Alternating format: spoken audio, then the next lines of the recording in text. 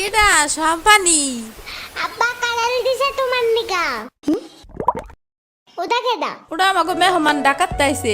এই মেহমান, নৌকা গুরুবার যাবানি। চলো। এটা কে রে?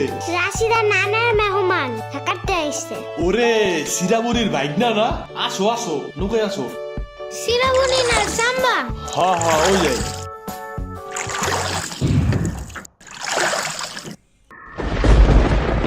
নৌকা নড়ে কেন? নৌকা নড়ে কেন? খাইছে রে, ও মনে ভয় পায়। আরে কিচ্ছু হবে না, আরে একটু বস, তুমি ভয় ভাঙিয়ে যাবে না। নৌকার নিচে শার্ক আছে, ও নৌকা উঠতেই দিবে।